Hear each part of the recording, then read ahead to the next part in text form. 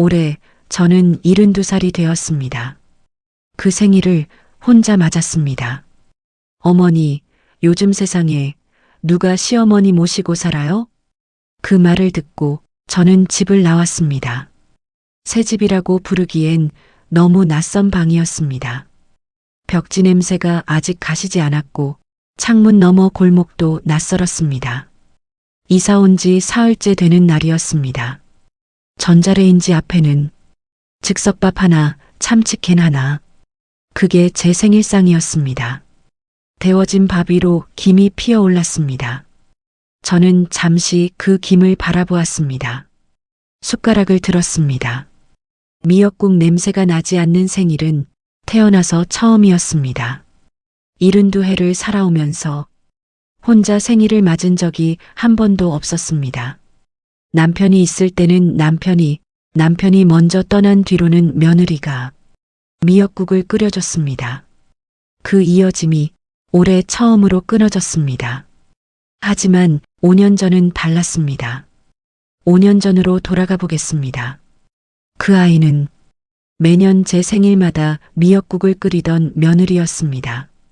그것도 새벽에 왔습니다. 아직 골목이 어두울 시간에 장바구니를 들고 초인종을 눌렀습니다. 어머니, 미역국은 새벽에 끓여야 제맛이에요. 저는 잠옷바람으로 문을 열었습니다. 그 아이는 이미 앞치마를 챙겨왔었습니다. 부엌에 들어서더니 멸치를 불리고 미역을 씻고 국이 끓는 동안 제 옆에 앉아 조용히 제 손을 잡고 있었습니다. 어머니, 미역은 너무 오래 끓이면 물러져요. 딱 이 정도가 맞아요. 그 아이는 그런 걸 알고 있었습니다. 제가 좋아하는 간, 제가 싫어하는 냄새, 제가 국물을 먼저 마시는 버릇까지 언제 그런 걸 다 받았는지 모르겠습니다. 밥상을 차려놓고 아들과 그 아이는 제 맞은편에 앉았습니다. 어머니, 드세요. 딱 그 한마디만 했습니다. 저는 미역국을 한 숟가락 떠서 천천히 삼켰습니다. 짜지도 싱겁지도 않았습니다. 꼭 제가 끓인 것처럼 익숙한 맛이었습니다. 그날 저는 밥을 먹으면서 눈물이 날 것 같았습니다. 억지로 참았습니다. 남편이 떠나고 나서 누군가가 제 생일을 이렇게 챙겨준 건 처음이었습니다. 그 아이 앞에서 울면 안 될 것 같아서 저는 괜히 창밖을 바라봤습니다. 어머니, 왜요? 아니다. 국이 맛있어서. 그 아이는 그냥 웃었습니다. 소리 없이 조용히. 밥을 다 먹고 나서 그 아이는 설거지까지 마치고 조용히 가방을 챙겼습니다. 어머니, 저 가볼게요. 오늘 좋은 하루 보내세요.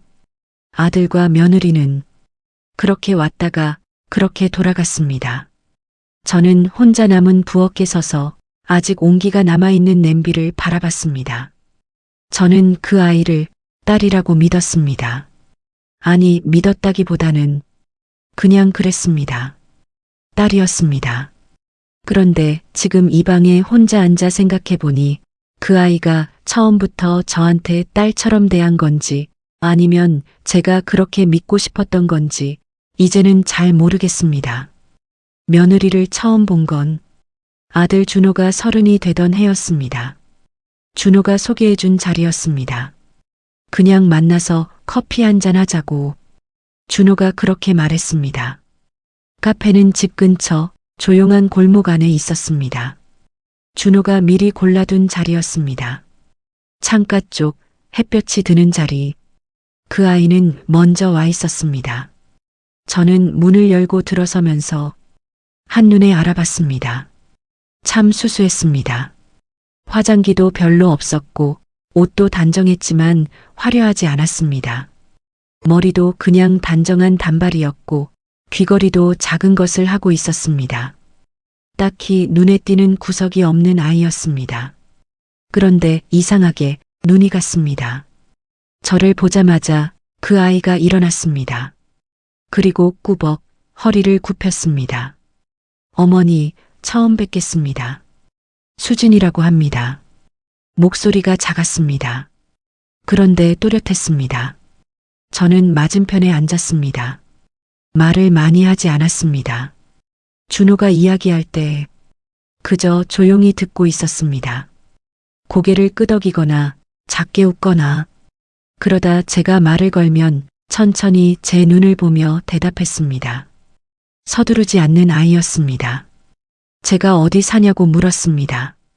부모님은 어떠시냐고 물었습니다. 형제는 있냐고 물었습니다.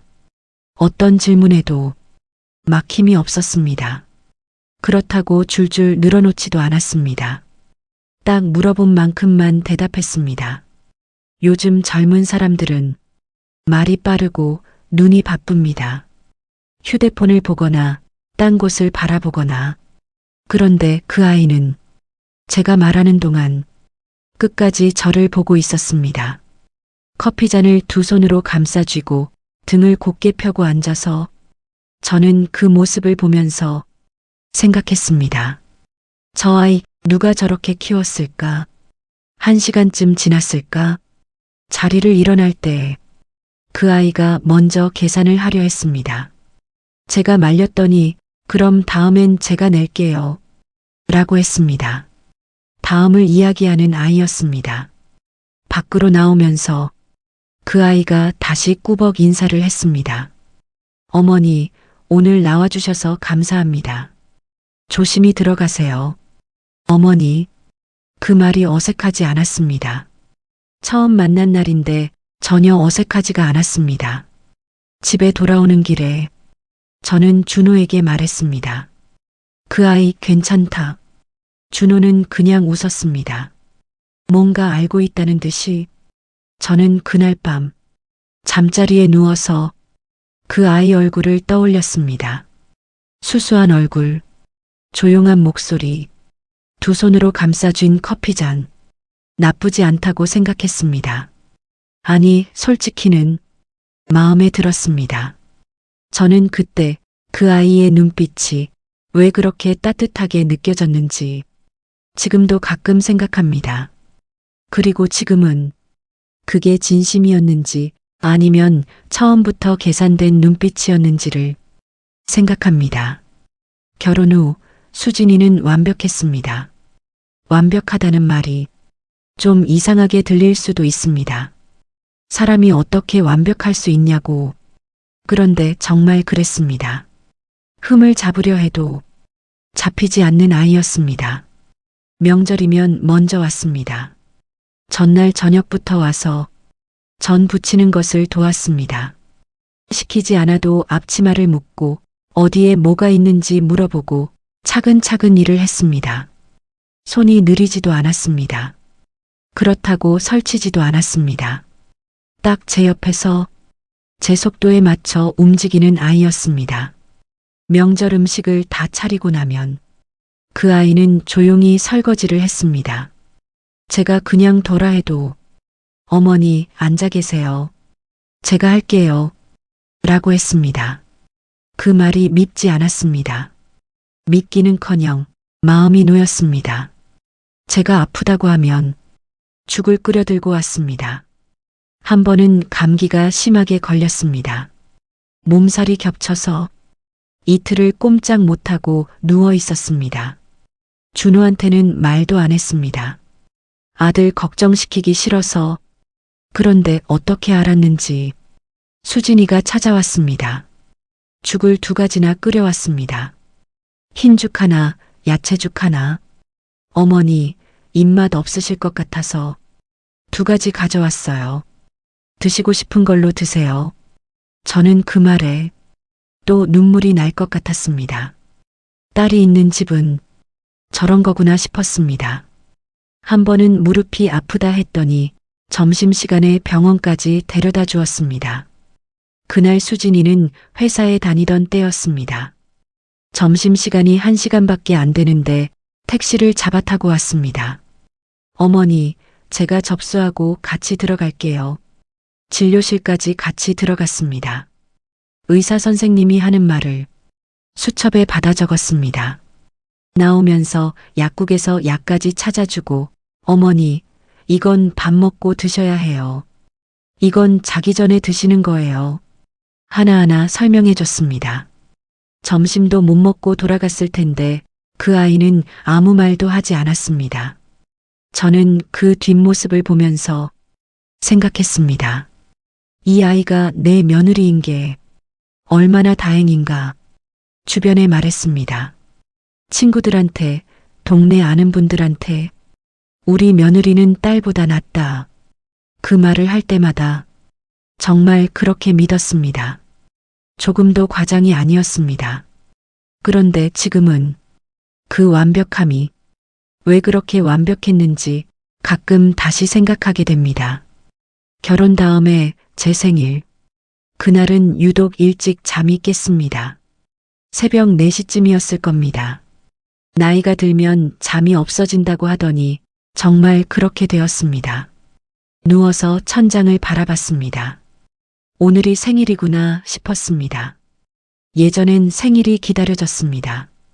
어머니가 미역국을 끓여주시던 날, 남편이 미역국에 밥을 말아주던 날, 그런데 남편이 떠나고 나서는 생일이 그냥 하루가 되었습니다. 조용히 왔다가 조용히 가는 하루. 그렇게 누워 있는데 초인종이 울렸습니다. 새벽 5시였습니다. 저는 순간 가슴이 철렁했습니다.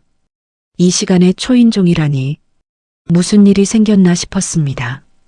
문을 열었습니다. 수진이었습니다. 장바구니를 두 손에 들고 서 있었습니다. 가득 찬 장바구니를 볼이 살짝 붉었습니다. 새벽 공기에 걸어온 탓이었을 겁니다. 어머니, 미역국은 새벽에 끓여야 제맛이에요. 저는 말을 잃었습니다.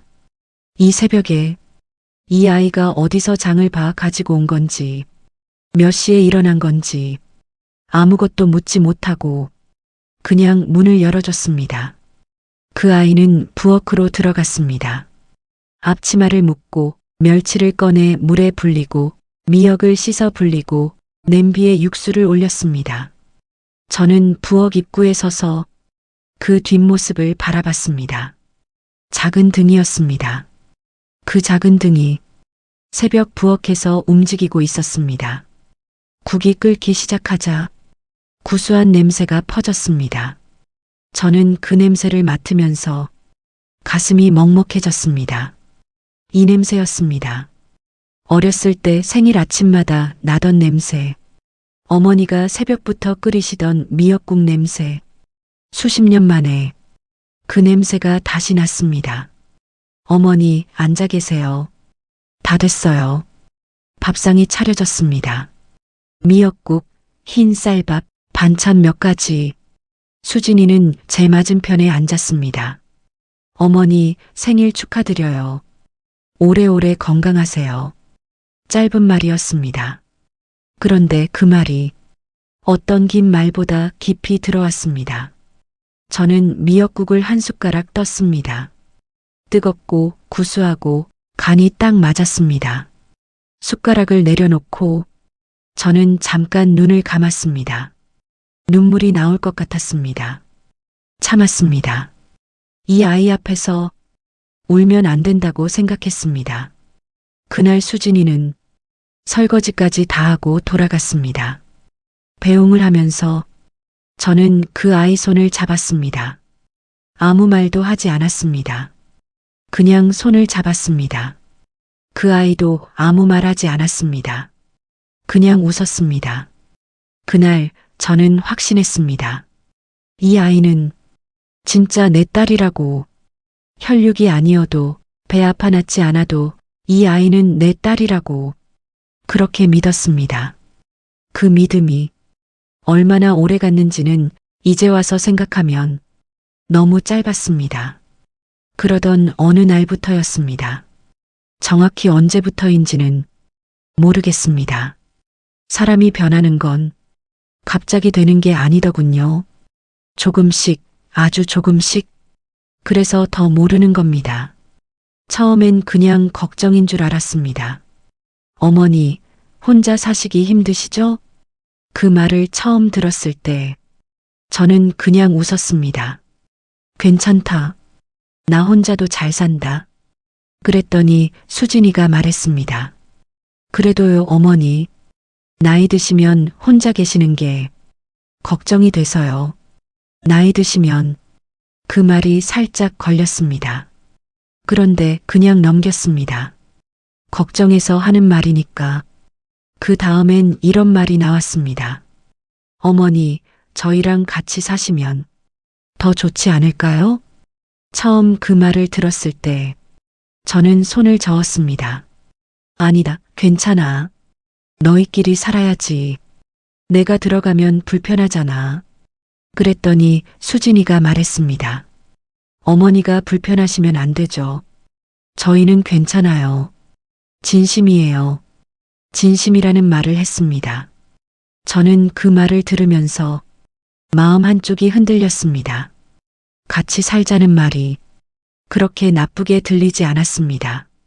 나이가 드니까 혼자 있는 밤이 길게 느껴질 때가 있었습니다. 아무도 없는 집에서 불을 끄고 누우면 가끔 무서울 때도 있었습니다. 그 말을 입 밖에 낸 적은 없었습니다. 그런데 수진이는 알고 있었습니다. 어떻게 알았는지 지금 생각해보면 그게 이상했습니다. 말하지 않은 걸 어떻게 그렇게 정확히 짚었는지 그 다음부터 그 말이 조금씩 자주 나왔습니다. 어머니, 집이 너무 크시지 않아요? 혼자 사시기엔. 어머니, 이 동네 요즘 많이 낡았잖아요. 좀 더 좋은 데로 오시면 좋겠는데. 어머니, 집 관리하시는 것도 힘드실 텐데. 한 번씩 들을 땐 다 맞는 말 같았습니다. 그런데 돌아서면 뭔가 걸렸습니다. 가시 같은 게 마음 어딘가에 걸려있는 느낌. 그런데 저는 그때마다 스스로 다독였습니다. 잘해주는 며느리가 걱정해서 하는 말인데 괜히 의심하면 안 되지. 그렇게 넘겼습니다. 한 번, 두 번, 세 번. 그렇게 넘기다 보니 어느새 그 말들이 당연한 말처럼 들리기 시작했습니다. 그게 문제였습니다. 당연하게 들리기 시작하면 그 다음은 빠릅니다. 아들 준호도 같은 말을 하기 시작했습니다. 처음엔 수진이 말인 줄 알았습니다. 수진이가 준호한테 시킨 건지 아니면 준호가 스스로 한 말인지 지금도 잘 모르겠습니다. 어느 날 저녁 준호가 혼자 찾아왔습니다. 수진이 없이 혼자 온 건 오랜만이었습니다. 밥을 같이 먹었습니다. 제가 된장찌개를 끓이고 계란말이를 부쳤습니다. 준호는 밥을 2그릇이나 먹었습니다. 어렸을 때부터 그랬습니다. 제 된장찌개를 좋아했습니다. 밥을 다 먹고 나서 준호가 말했습니다. 엄마, 우리랑 같이 살자. 저는 숟가락을 내려놓았습니다. 수진이도 그런 말하더라. 맞아, 우리 둘 다 그렇게 생각해. 엄마 혼자 계시는 거 마음에 걸려. 마음에 걸린다는 말. 아들 입에서 나오니까 또 달리 들렸습니다. 수진이가 하는 말은 며느리가 하는 말이니까 한 귀로 흘릴 수 있었습니다. 그런데 아들이 하는 말은 달랐습니다. 제가 낳은 자식이 걱정한다고 하니까 저는 괜히 코끝이 시큰했습니다. 됐다. 나 혼자도 잘 산다. 너희 생활이 있는데. 엄마, 그 소리 그만해. 우리가 모시고 싶어서 하는 말이야. 모시고 싶다는 말. 그 말이 가슴 어딘가를 건드렸습니다. 그 다음 준호가 꺼낸 말은 좀 달랐습니다. 엄마, 그리고 집은 미리 정리하는 게 좋아. 집을 정리한다. 저는 그 말을 듣고 잠깐 멈췄습니다. 집을 왜 정리해? 아니, 같이 살면 이 집은 필요 없잖아. 팔아서 정리해두면 나중에 편하지. 나중에 편하다. 그 말이 왜 그렇게 서둘러 들렸는지 저는 그때 물었어야 했습니다. 나중이 언제냐고. 편한 게 누구한테 편한 거냐고. 그런데 묻지 않았습니다. 아들 얼굴을 보니까 그냥 넘어가졌습니다. 내가 낳은 자식인데 설마 나쁜 뜻이 있겠나 싶었습니다. 준호는 돌아가면서 엄마, 천천히 생각해봐. 우리는 언제든 괜찮아. 라고 했습니다. 언제든 괜찮다는 말. 그 말이 왜 재촉처럼 들렸는지 문을 닫고 나서 저는 혼자 식탁에 앉아 있었습니다. 된장찌개 냄비에서 아직 김이 올라오고 있었습니다. 저는 그 김을 바라보면서 생각했습니다. 같이 사는 게 그렇게 나쁜 건 아닐 수도 있다고. 그 생각이 제 발목을 잡았습니다. 며칠을 고민했습니다. 며칠이라고 했지만 사실은 더 길었습니다. 몇 주를 혼자 생각했습니다. 잠자리에 누우면 천장을 바라보면서 이런저런 생각을 했습니다. 같이 살면 좋은 점, 같이 살면 불편한 점, 손가락으로 꼽아봤습니다. 좋은 점이 더 많았습니다. 적어도 그때는 그렇게 보였습니다. 혼자 있는 밤이 없어지고, 아프면 옆에 누가 있고, 밥도 같이 먹을 수 있고, 나이가 드니까 그런 것들이 작게 느껴지지 않았습니다.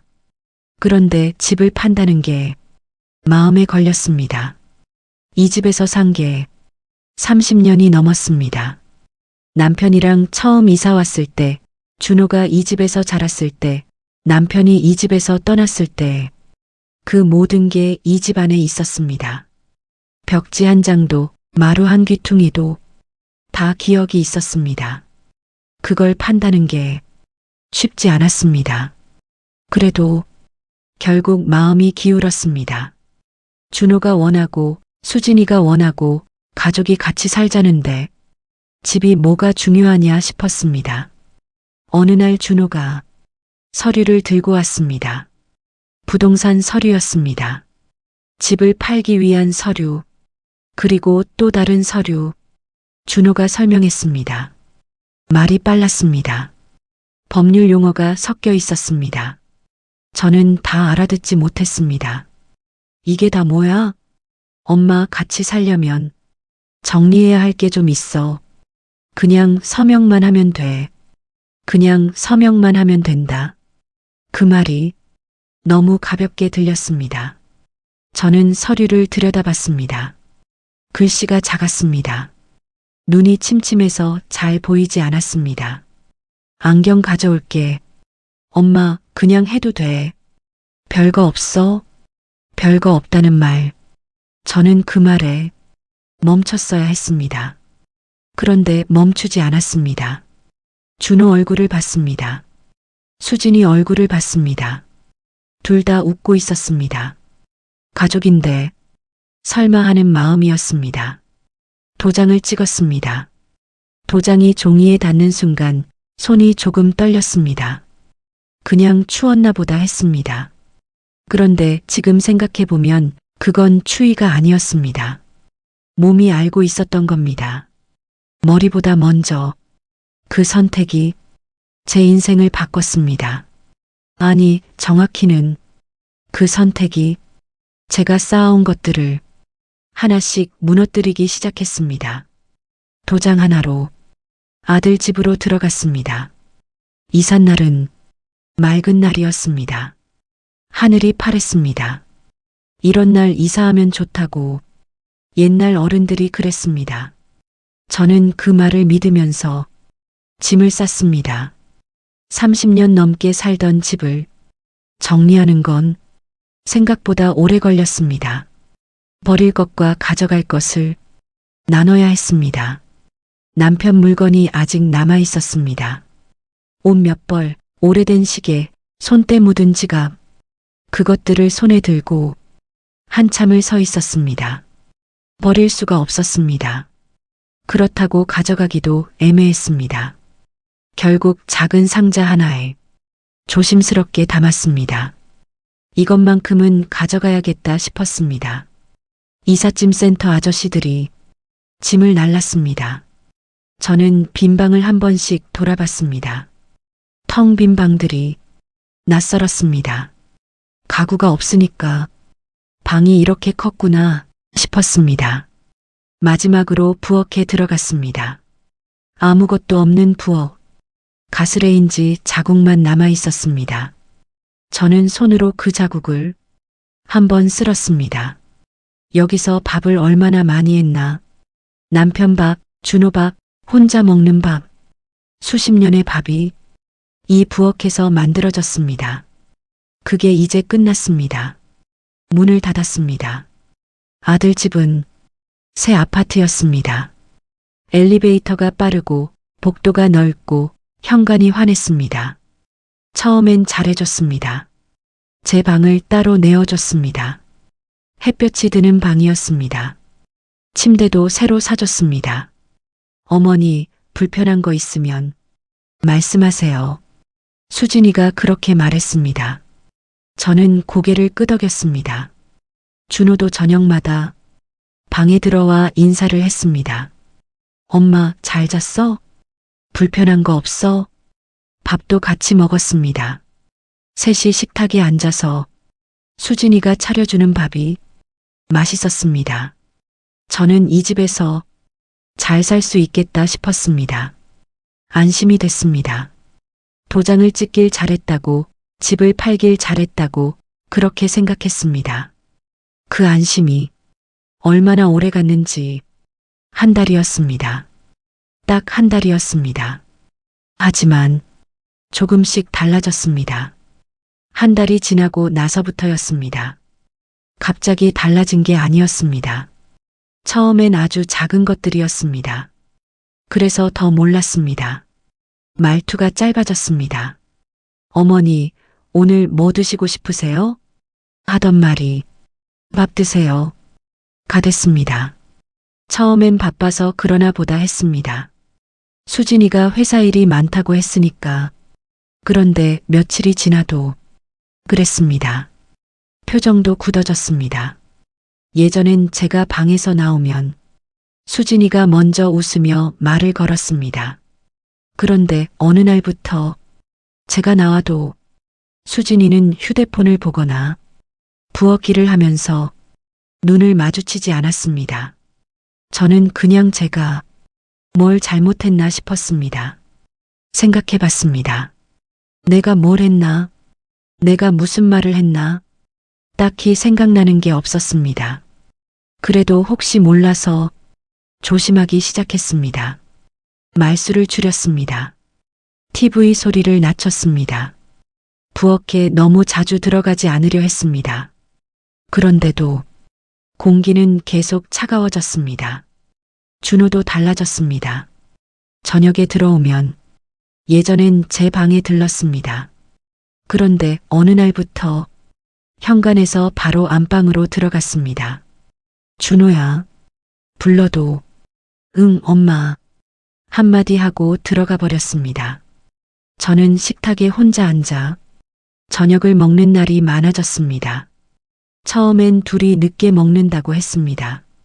그 다음엔 먼저 먹었다고 했습니다. 그 다음엔 아무 말도 없었습니다. 저는 혼자 밥을 차려 먹고 혼자 설거지를 했습니다. 아들 집에 들어와 살면서 혼자 밥을 먹게 될 줄은 몰랐습니다. 집안의 공기가 차가워졌습니다. 보일러를 올려도 따뜻해지지 않는 차가움이었습니다. 그 차가움이 어디서 오는 건지 저는 알면서도 모른 척 했습니다. 알면 더 아프니까 모른 척하면 조금 더 버틸 수 있을 것 같아서 그렇게 버텼습니다. 하루하루 밥을 같이 먹는 날이 줄어들고 말을 걸기도 조심스러워졌습니다. 저는 어느 순간부터 눈치를 보고 있었습니다. 내 집도 아닌데 그 집에서도 아니었습니다. 아침에 일어나면 먼저 소리를 들었습니다. 부엌에서 소리가 나면 수진이가 일어난 거고 조용하면 아직 자는 거였습니다. 수진이가 일어나기 전에 부엌에 들어가면 불편해할 것 같았습니다. 그래서 기다렸습니다. 방 안에서 소리를 들으면서 기다렸습니다. 배가 고파도 기다렸습니다. 화장실이 가고 싶어도 발소리를 죽이고 다녔습니다. 내 집이 아니니까, 조심해야 하니까, 그렇게 스스로에게 말했습니다. 그런데 어느 날, 그 생각이 무섭게 느껴졌습니다. 내 아들 집인데, 내가 왜 이러고 있나? 그런데 몸이 먼저 알았습니다. 여기서는 조심해야 한다는 걸. TV를 보다가도 수진이가 거실에 나오면 소리를 줄였습니다. 혹시 시끄럽다고 할까봐. 밥을 먹다가도 수진이 눈치를 봤습니다. 반찬을 하나 더 집으려다가 멈춘 적도 있었습니다. 내가 많이 먹으면 눈치가 보일 것 같아서 그런 제 모습을 어느 날 문득 발견했습니다. 반찬을 집으려다 손을 멈추고 있는 제 모습. 그 순간 가슴이 뻐근했습니다. 내가 지금 뭘 하고 있나?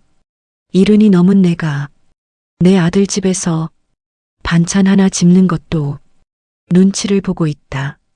그게 서럽지 않았다면 거짓말입니다. 그래도 참았습니다. 가족인데 참아야지. 내가 좀 불편하면 어때? 그렇게 스스로를 다독였습니다. 그런데 참는 것도 쌓이면 무거워집니다. 처음엔 작은 돌멩이 하나였는데 매일매일 쌓이다 보니 어느새 등이 굽을 것 같았습니다. 방에 혼자 들어와 누우면 생각했습니다.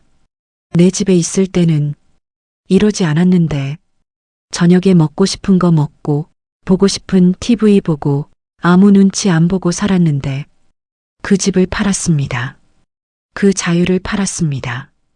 도장 하나로. 그 생각이 드는 날은 밤새 잠을 못 잤습니다.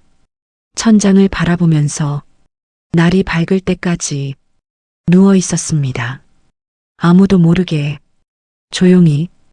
결정적인 날이 왔습니다. 작은 일로 시작됐습니다. 그날도 저는 혼자 밥을 먹고 있었습니다. 수진이가 늦게 들어온 날이었습니다. 준호도 야근이었습니다. 저는 남은 반찬으로 조용히 저녁을 차렸습니다.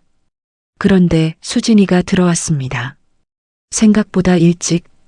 현관문 소리가 나더니 수진이가 부엌으로 들어왔습니다. 저를 보더니 잠깐 멈췄습니다. 어머니, 뭐 하세요? 밥 먹지. 늦을 것 같아서 먼저 먹었다. 수진이가 냉장고를 열었습니다. 뭔가를 찾는 것 같았습니다. 어머니, 이 반찬 드셨어요? 저는 그릇을 봤습니다. 응, 조금 먹었다. 왜 내가 먹으려고 했어? 수진이가 냉장고 문을 닫았습니다. 그리고 잠깐 아무 말이 없었습니다. 그 침묵이 이상했습니다. 수진아, 왜? 수진이가 돌아섰습니다. 표정이 굳어 있었습니다. 어머니, 그거 제가 내일 도시락으로 싸려고 만들어둔 거예요. 아, 그랬어? 몰랐다. 미안하다. 내가 다시 만들어줄게. 저는 일어서려 했습니다. 그런데 수진이가 말했습니다. 괜찮아요. 괜찮다는 말인데 괜찮은 말투가 아니었습니다. 저는 다시 앉았습니다. 어색한 침묵이 흘렀습니다. 수진이가 가방을 내려놓으면서 작게 한숨을 쉬었습니다. 그 한숨 소리가 제 귀에 크게 들렸습니다. 저는 뭔가 말을 해야 할 것 같았습니다. 수진아, 내가 눈치 없이 먹었구나. 다음부턴 조심할게. 그 말이 제 실수였습니다. 수진이가 저를 봤습니다. 그리고 말했습니다. 어머니, 목소리가 낮았습니다. 이 집, 어머니 집 아니에요. 저는 숟가락을 내려놓았습니다. 심장이 한번 크게 뛰었습니다. 어머니 집이 아니니까. 어머니 마음대로 하시면 안 돼요. 마음대로. 저는 반찬 하나 집은 걸 마음대로 한 게 됐습니다.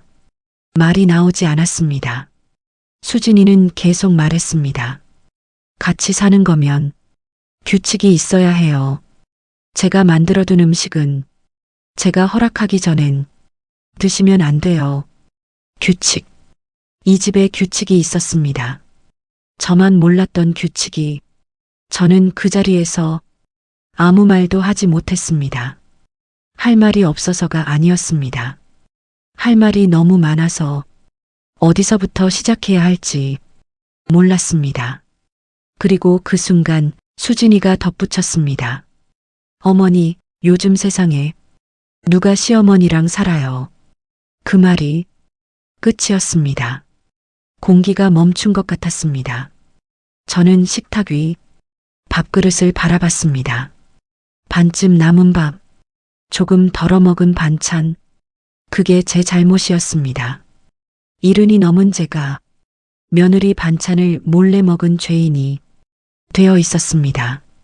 숨이 막히는 것 같았습니다. 그런데 이상하게 눈물은 나지 않았습니다. 너무 아프면 눈물도 안 나는 법인가 봅니다. 그날 밤 저는 방에 들어와 불도 켜지 않고 앉아 있었습니다. 창밖에 불빛들이 보였습니다. 다른 집 불빛들, 저 집에는 지금 어떤 사람들이 살고 있을까? 저 집 어머니는 밥을 먹고 있을까? 따뜻하게 그런 생각을 했습니다. 한참을 앉아 있다가 저는 남편 생각이 났습니다. 여보, 나 지금 어떻게 하면 좋아? 말을 걸었습니다. 아무도 없는 방에서 대답은 없었습니다. 당연히. 그런데 이상하게 조금 울컥했습니다. 남편이 살아있었다면 이런 일이 없었을 텐데. 아니, 남편이 살아있었다면 제가 이 집에 들어오지도 않았을 텐데. 그 생각이 드니까 더 서러웠습니다. 다음 날 아침이 됐습니다. 저는 밤새 잠을 거의 못 잤습니다. 그래도 일어났습니다. 부엌에 나가지 않았습니다. 방 안에 있었습니다. 1시간쯤 지났을까?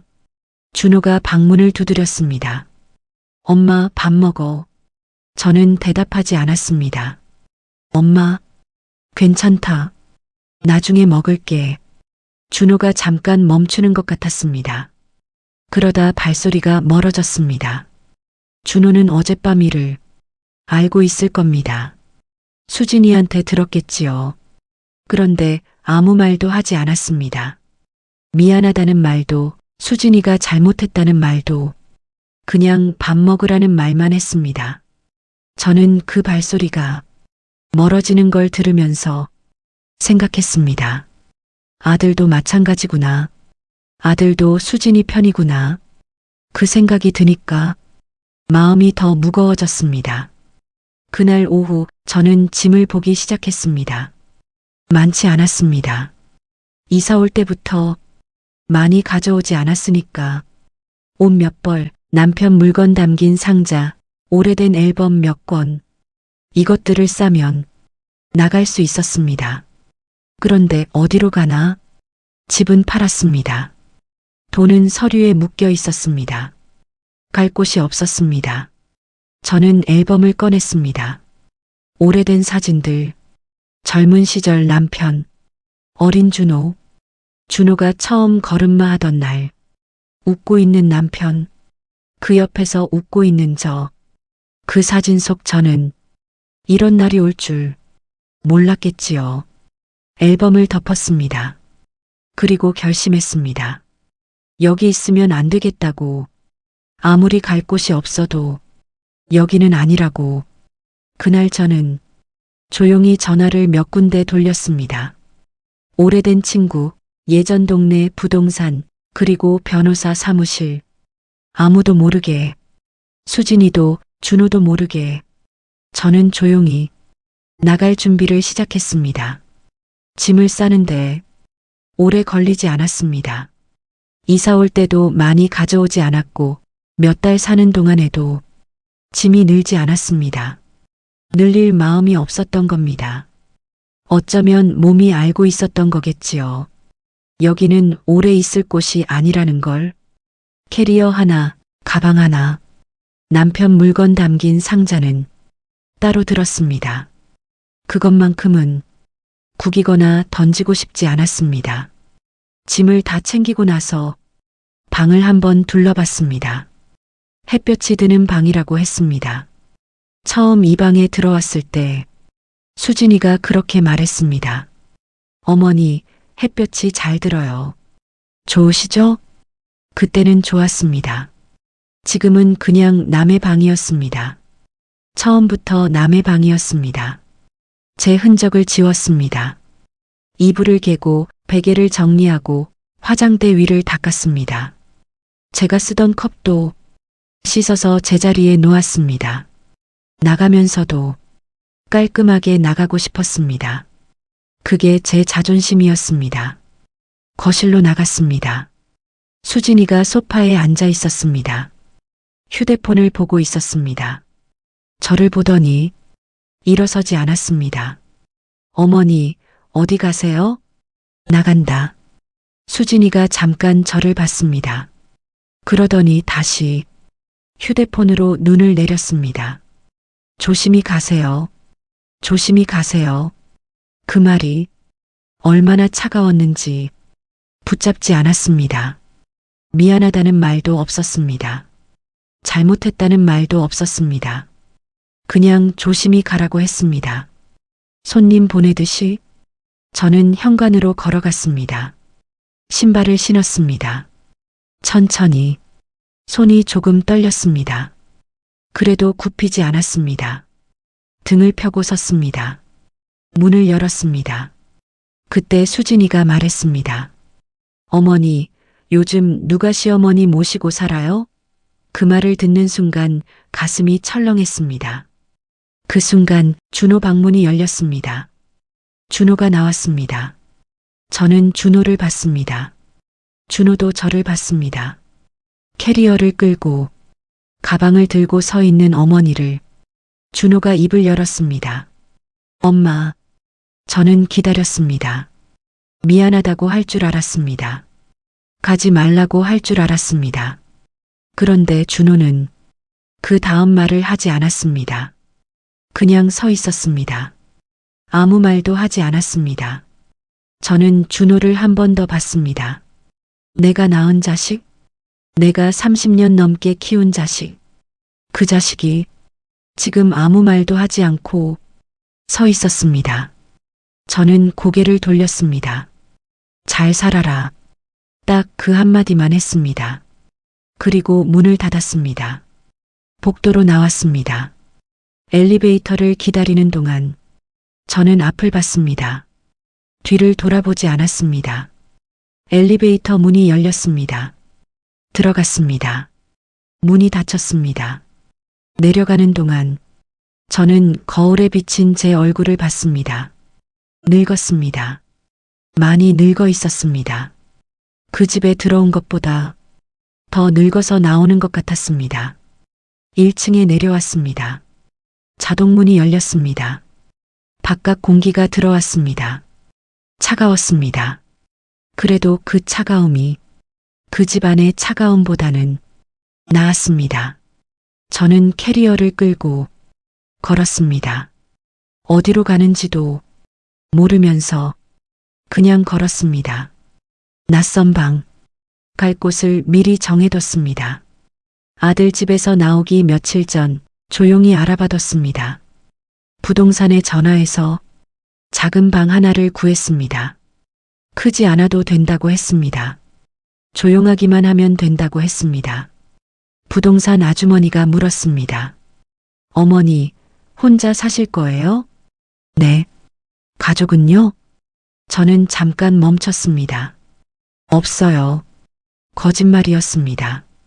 아들도 있고 며느리도 있었습니다. 그런데 그 순간만큼은 없다고 하는 게 더 맞는 말 같았습니다. 방은 작았습니다. 창문 하나, 화장실 하나, 작은 주방. 전에 살던 집에 방 하나만 한 크기였습니다. 그래도 괜찮았습니다. 제 방이었습니다. 눈치 볼 사람 없는 방. 소리를 죽이지 않아도 되는 방. 반찬을 집다가 손을 멈추지 않아도 되는 방. 짐을 풀었습니다. 캐리어를 열고 옷을 꺼내 걸었습니다. 남편 물건 담긴 상자는 침대 옆에 놓았습니다. 앨범은 책상 위에. 그렇게 놓고 나니까 조금 방 같았습니다. 그날이 이사 온 첫날이었습니다.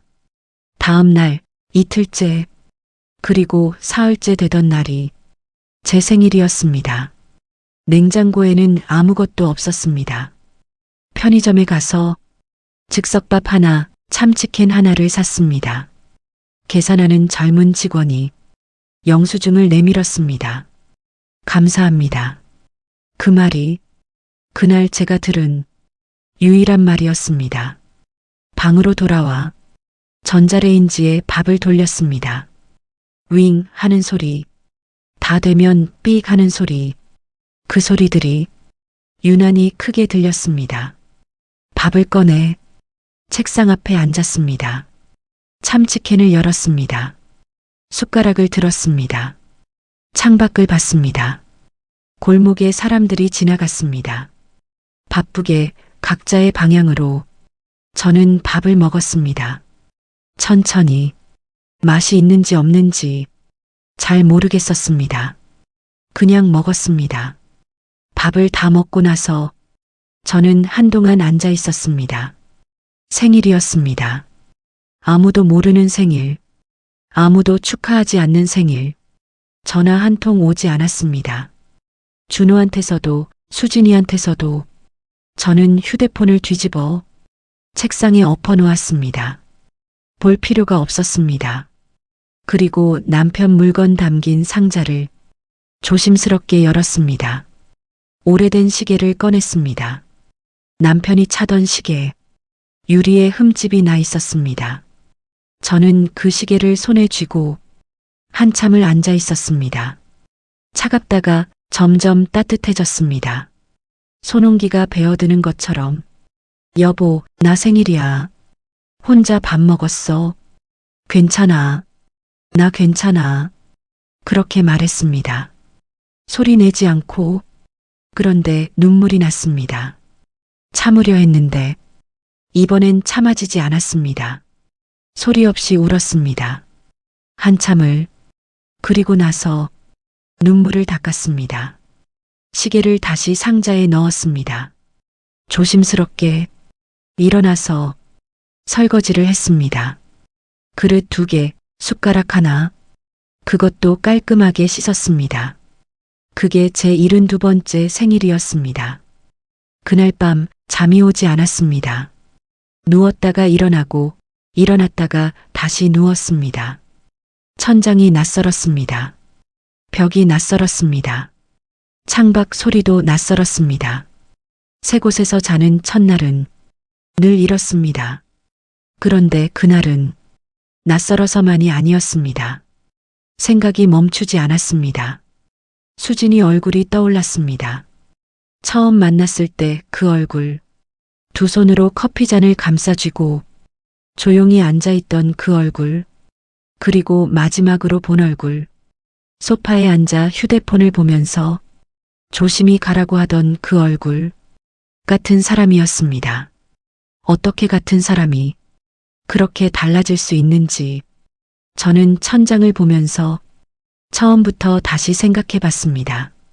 처음 만났을 때, 결혼하고 나서 미역국을 끓여주던 날들, 같이 살자고 하던 말들, 도장을 찍던 날, 그리고 그 이후 하나씩 천천히. 그러다 어느 순간 멈췄습니다.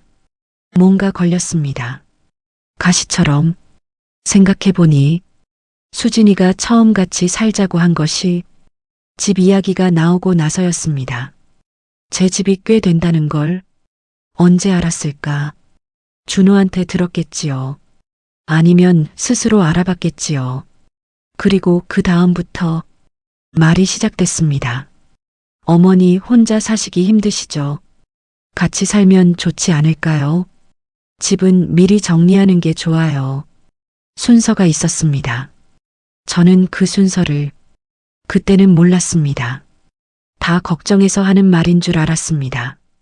그런데 지금 보니까 순서가 너무 정확했습니다. 너무 완벽했던 그 행동들. 새벽에 찾아와 미역국을 끓이고 병원을 데려다주고 죽을 끓여오고 그 하나하나가 다 계획이었을 수도 있겠구나. 그 생각이 드는 순간 온몸이 서늘해졌습니다. 아니겠지. 설마. 그렇게 스스로를 달랬습니다. 그런데 달래지지 않았습니다. 서늘함이 가시지 않았습니다. 저는 일어났습니다. 불을 켰습니다. 가방에서 수첩을 꺼냈습니다. 그리고 쓰기 시작했습니다. 기억나는 것들을. 수진이가 처음 같이 살자고 한 날, 도장을 찍은 날, 서류에 뭐가 적혀 있었는지, 준호가 했던 말들. 집은 미리 정리하는 게 좋아. 그냥 서명만 하면 돼. 별거 없어. 쓰다 보니 손이 떨렸습니다. 화가 나서가 아니었습니다. 무서워서였습니다. 내가 속은 건지도 모른다는 그 생각이 이른이 넘어서 내 자식한테, 내 며느리한테 속은 건지도 모른다는 그 생각이 너무 무서웠습니다. 저는 수첩을 덮었습니다. 그리고 한동안 불 켜진 방에 앉아 있었습니다. 밖에서 바람 소리가 났습니다. 저는 그 소리를 들으면서 생각했습니다. 확인해야 한다고. 모른 척하고 넘어가면 2번 속는 거라고. 이미 1번은 당했습니다. 2번째는 내가 먼저 알아야 한다고. 그렇게 결심했습니다.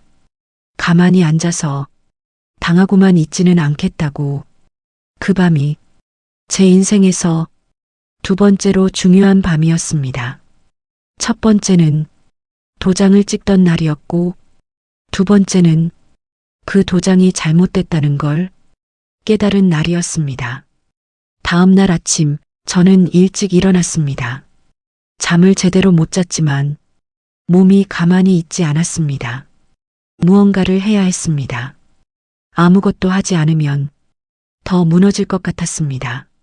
세수를 했습니다. 밥을 먹었습니다. 즉석밥이었지만 천천히 먹었습니다. 먹어야 움직일 수 있으니까. 그리고 가방에서 통장을 꺼냈습니다. 오래된 통장이었습니다. 남편이 살아있을 때부터 써오던 통장. 펼쳤습니다. 숫자들이 보였습니다. 저는 한 줄씩 천천히 읽어 내려갔습니다. 처음엔 몰랐습니다. 그런데 2번, 3번 읽다 보니 뭔가 이상했습니다. 빠져나간 돈들이 있었습니다. 한 번에 큰 돈이 아니었습니다. 조금씩 여러 번에 걸쳐서. 그래서 몰랐던 겁니다. 한 번에 큰 돈이 빠지면 눈에 띄니까. 조금씩 나눠서 빼면 나이 든 사람은 모르니까. 날짜를 봤습니다. 도장을 찍던 날 즈음부터였습니다. 그 전후로 돈이 움직이기 시작했습니다. 저는 통장을 덮었다가 다시 펼쳤습니다. 틀렸으면 좋겠다 싶어서. 그런데 틀리지 않았습니다. 숫자는 거짓말을 하지 않았습니다. 저는 통장을 내려놓고 한동안 앉아 있었습니다.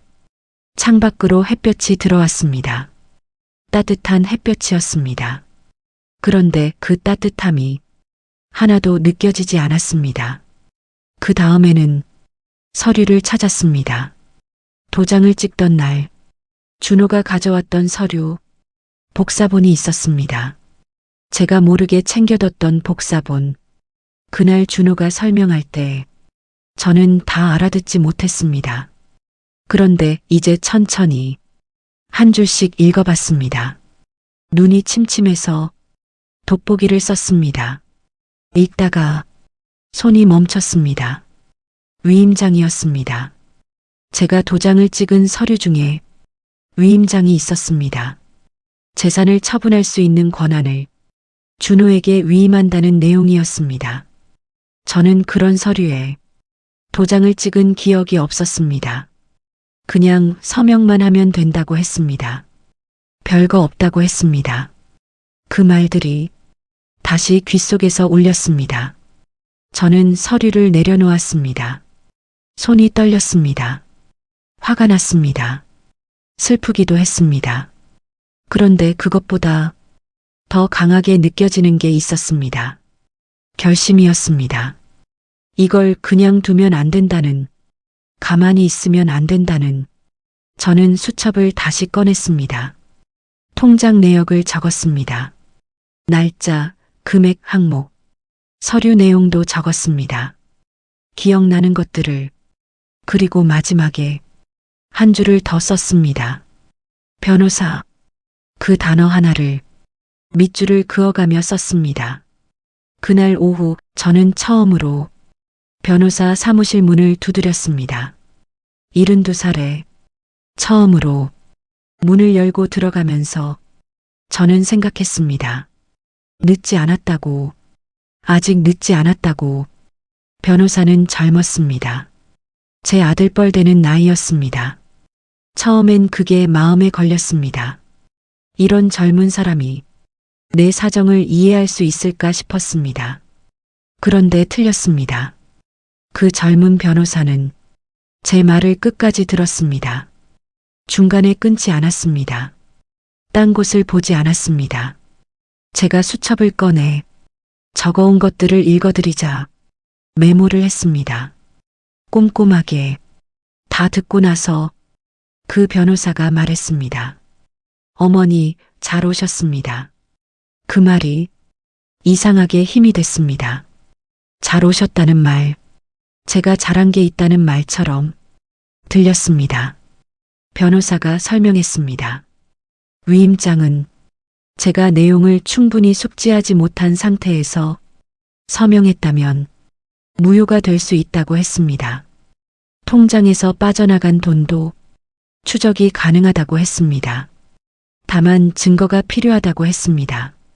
서류, 통장 내역, 당시 상황을 증명할 수 있는 것들. 저는 고개를 끄덕였습니다. 할 수 있다고 생각했습니다. 그날부터 시작했습니다. 조용히 아무도 모르게 먼저 통장 내역을 전부 뽑았습니다. 은행에 가서 지난 몇 년치를 다 출력했습니다. 창구 직원이 물었습니다. 어머니, 다 필요하세요? 많이 나오는데요. 네, 다 주세요. 두툼한 종이 뭉치가 나왔습니다. 저는 그걸 가방에 넣고 나왔습니다. 그 다음엔 서류를 다시 정리했습니다. 도장을 찍던 날 받은 서류들, 복사본으로 챙겨둔 것들 하나씩 펼쳐서 날짜 순서대로 정리했습니다. 돋보기를 쓰고 한 줄씩 읽었습니다. 모르는 법률 용어는 수첩에 적어뒀다가 변호사한테 물었습니다. 변호사는 매번 차근차근 설명해 줬습니다. 어렵지 않게. 저는 그게 고마웠습니다. 나이 든 사람 대하듯 느리게 말하거나 대충 넘어가지 않았습니다. 똑같이 설명해 줬습니다. 그 다음엔 기억을 정리했습니다. 수진이가 처음 같이 살자고 했던 날, 준호가 집을 정리하자고 했던 날, 도장을 찍던 날의 상황, 누가 뭐라고 했는지 밤마다 수첩에 적었습니다. 기억이 흐릿한 것들은 더 깊이 생각했습니다. 눈을 감고 그날 그 장면을 다시 떠올렸습니다. 준호가 서류를 펼치던 것, 수진이가 옆에 앉아있던 것, 안경 가져올게 했더니 별거 없다고 하던 것, 하나씩 하나씩 기억이 살아났습니다. 그리고 오래된 친구한테 전화를 했습니다. 그 친구는 예전에 비슷한 일을 겪은 적이 있었습니다. 자식한테 재산을 넘겼다가 나중에 후회한 친구였습니다. 그 친구가 말했습니다. 야, 잘했다. 나는 그때 아무것도 안 해서 지금도 후회한다. 그 말이 등을 밀어줬습니다. 매일 조금씩 움직였습니다. 은행도 가고 변호사도 만나고 서류도 정리하고 몸이 피곤했습니다. 그런데 이상하게 마음은 단단해졌습니다. 뭔가를 하고 있다는 것, 당하고만 있지 않다는 것, 그게 저를 버티게 했습니다. 아침에 일어나면 오늘은 뭘 해야 하나 수첩을 펼쳤습니다. 할 일이 있다는 게 좋았습니다. 72살에 이런 싸움을 하게 될 줄은 몰랐습니다. 그런데 피하지 않겠다고 생각했습니다. 여기서 물러서면 남는 게 없었습니다. 집도, 돈도, 자존심도 그것만큼은 지키고 싶었습니다. 자존심만큼은 시간이 걸렸습니다. 몇 달이 걸렸습니다. 그동안 저는 작은 방에서 혼자 밥을 먹고 혼자 잠을 자고 혼자 움직였습니다. 아무도 몰랐습니다. 준호도 수진이도 그들은 아마 제가 조용히 사라진 줄 알았을 겁니다. 늙은 어머니가 상처받고 나가서 어디선가 조용히 살고 있겠거니 그렇게 생각했을 겁니다. 그게 그들의 실수였습니다. 저는 조용하지 않았습니다. 변호사와 함께 서류를 하나씩 뒤집었습니다. 위임장은 제가 내용을 모르는 상태에서 서명한 것으로 인정됐습니다. 변호사가 말했습니다. 어머니, 이 서류는 효력이 없습니다. 그 말을 들었을 때 저는 아무 말도 하지 않았습니다. 그냥 고개를 끄덕였습니다. 울지 않았습니다. 기쁘다는 생각도 그 순간엔 없었습니다. 그냥 그래야 하는 일이 그렇게 됐다는 생각이었습니다. 통장에서 빠져나간 돈도 추적이 됐습니다. 준호명의 계좌로 이체된 내역이 나왔습니다. 날짜도 금액도 다 나왔습니다. 숫자는 거짓말을 하지 않는다고 했습니다.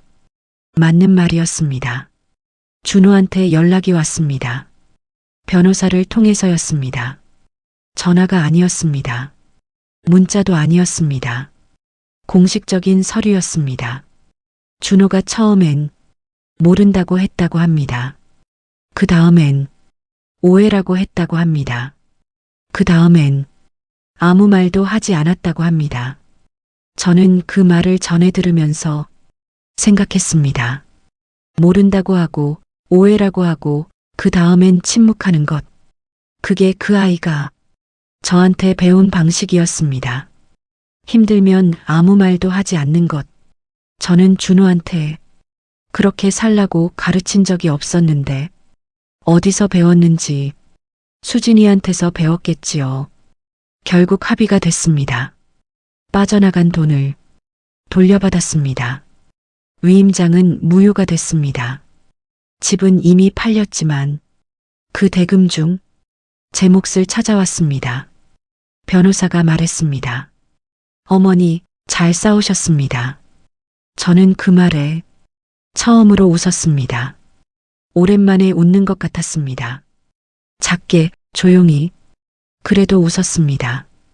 그날 저녁 저는 처음으로 제대로 된 밥을 사 먹었습니다. 작은 식당에 혼자 들어가서 된장찌개 하나를 시켰습니다. 뜨겁고 구수하고 간이 딱 맞았습니다. 저는 천천히 먹었습니다. 서두르지 않고 눈치 보지 않고 다 먹고 나서 물 한 모금을 마셨습니다. 창밖을 봤습니다. 어두워진 골목에 가로등이 켜져 있었습니다. 사람들이 지나갔습니다. 저는 그 불빛을 보면서 생각했습니다. 끝났다고, 아니, 새로 시작됐다고, 72살에 새로 시작됐다고. 그 생각이 나쁘지 않았습니다. 봄이 됐습니다. 작은 방 창문으로 봄 햇볕이 들어왔습니다. 처음 이 방에 왔을 때는 겨울이었습니다. 그 겨울을 넘겼습니다. 혼자서 커튼을 걷었습니다. 햇볕이 방 안으로 길게 들어왔습니다. 저는 그 햇볕 안에 잠깐 서 있었습니다. 따뜻했습니다. 진짜로 따뜻했습니다. 몸이 느끼는 따뜻함이 오랜만이었습니다. 방을 조금씩 바꿨습니다. 작은 화분을 하나 샀습니다. 창가에 놓았습니다. 이름도 모르는 풀이었습니다. 그냥 초록색이 예뻐서 샀습니다. 매일 아침 물을 줬습니다. 그 풀이 죽지 않고 잘 자랐습니다. 그게 이상하게 기뻤습니다. 내가 돌보는 것이 살아있다는 게. 동네를 걷기 시작했습니다. 처음엔 짧게 편의점까지만, 그 다음엔 조금 더 골목 끝까지, 그 다음엔 더 멀리 공원까지. 공원에 벤치가 있었습니다. 저는 그 벤치에 앉아서 한동안 있었습니다. 비둘기들이 모이를 쪼았습니다. 아이들이 뛰어다녔습니다. 노인들이 천천히 걸었습니다. 저도 저 중 하나구나 싶었습니다. 나쁘지 않았습니다. 오래된 친구한테 전화를 했습니다. 야, 나 이겼다. 친구가 한참 동안 아무 말도 하지 않았습니다. 그러더니 말했습니다. 잘했다. 정말 잘했어. 목소리가 떨렸습니다. 저는 괜찮다고 했습니다. 그런데 친구가 먼저 울기 시작했습니다. 저도 울었습니다. 전화기 붙잡고 둘이 한참을 울었습니다. 웃기도 했습니다. 울다가 웃고 웃다가 또 울고, 그렇게 한참을. 전화를 끊고 나서 저는 수첩을 꺼냈습니다. 그동안 적어온 것들을 처음부터 다시 읽었습니다. 수진이가 처음 같이 살자고 했던 날, 도장을 찍던 날, 그 집에서 나오던 날, 변호사를 처음 만나던 날, 그리고 오늘 마지막 페이지에 한 줄을 썼습니다. 끝냈다. 딱 2글자. 그리고 수첩을 덮었습니다. 준호한테서 연락이 한 번 왔습니다. 합의가 끝나고 나서였습니다. 문자였습니다. 엄마 미안해. 5글자였습니다. 저는 그 문자를 한동안 바라봤습니다. 미안하다는 말, 그 말이 진심인지 아닌지는 모르겠습니다. 그런데 그게 이제는 중요하지 않았습니다.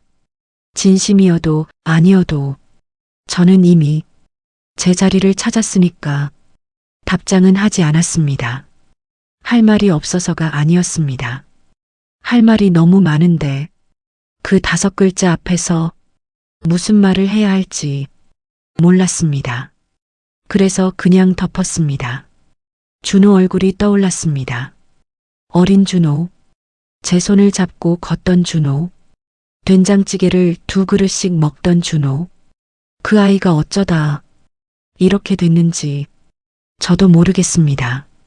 제가 잘못 키운 건지, 수진이가 바꿔놓은 건지, 아니면 원래 그런 아이였는지 모르겠습니다. 그냥 모르겠습니다. 그날 저녁 저는 미역국을 끓였습니다. 처음으로 제 손으로 이 작은 방 부엌에서 멸치를 불리고 미역을 씻고 국을 끓였습니다. 혼자 먹는 미역국이었습니다. 그런데 맛이 있었습니다. 제가 끓인 국이 제일 맛있었습니다. 저는 천천히 다 먹었습니다. 봄이 지나고 여름이 왔습니다. 저는 여전히 그 작은 방에 살고 있습니다. 처음보다는 익숙해졌습니다. 화분도 늘었습니다. 하나였던 게 이제 3개가 됐습니다. 이름도 알게 됐습니다. 페페로미아, 스파티필럼, 작은 선인장 하나. 매일 아침 물을 주면서 안녕합니다. 대답은 없지만 괜찮습니다. 살아있으면 그걸로 됩니다. 동네도 익숙해졌습니다. 공원 벤치에서 자주 만나는 얼굴들이 생겼습니다. 말을 나눈 적은 없지만 눈인사는 합니다. 그것도 나쁘지 않습니다. 가끔 준호 생각이 납니다. 미역국을 끓이다가 된장찌개를 끓이다가 어린 준호가 생각납니다. 그 아이가 처음 밥을 먹던 날, 처음 걸음마를 하던 날, 처음 학교에 가던 날, 그날들은 진짜였습니다. 누가 뭐래도 그날들만큼은 진짜였습니다. 그게 지금의 준호 때문에 가짜가 되지는 않습니다. 그렇게 생각하기로 했습니다. 수진이 생각도 납니다. 새벽에 와서 미역국을 끓이던 수진이 그 미역국 맛이 아직도 기억납니다. 맛있었습니다. 진심으로 끓인 건지 계산으로 끓인 건지 지금도 모릅니다. 그런데 가끔은 그냥 진심이었으면 좋겠다고 생각합니다. 그 새벽만큼은 그게 제 약한 부분인지도 모릅니다. 그래도 괜찮습니다. 72살에 약한 구석 하나쯤은 있어도 됩니다. 어느 날 아침 공원을 걷다가 할머니 한 분을 봤습니다. 혼자 벤치에 앉아서 하늘을 보고 있었습니다. 저도 그 옆에 앉았습니다. 한동안 둘이 아무 말 없이 앉아 있었습니다. 그분이 먼저 말했습니다. 좋은 날이네요. 저는 하늘을 봤습니다. 파란 하늘이었습니다. 네, 좋은 날이에요. 그게 다였습니다. 그런데 그 짧은 말이 오래 남았습니다. 좋은 날. 그렇습니다. 오늘은 좋은 날입니다. 어제도 그랬고 내일도 그럴 겁니다. 제가 그렇게 만들 겁니다. 누가 만들어주지 않아도, 누가 챙겨주지 않아도 제 손으로 저는 이제 압니다. 좋은 날은 기다리는 게 아니라는 걸. 그리고 압니다. 요즘 세상에 누가 자식 말을 믿습니까? 그래도 저는 그 아이들에게 제가 할 수 있는 방식으로 돌려줬습니다. 재산도 집도 그리고 그 무게도 전부 이제 제 짐이 아닙니다.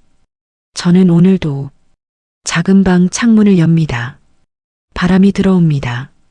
화분들이 살랑입니다. 저는 그걸 보면서 웃습니다. 소리 없이 조용히 그래도 웃습니다. 그걸로 됩니다. 오늘 하루 그걸로 충분합니다. 이야기는 여기까지입니다. 끝까지 함께 해주셔서 감사합니다. 행복한 날 되세요.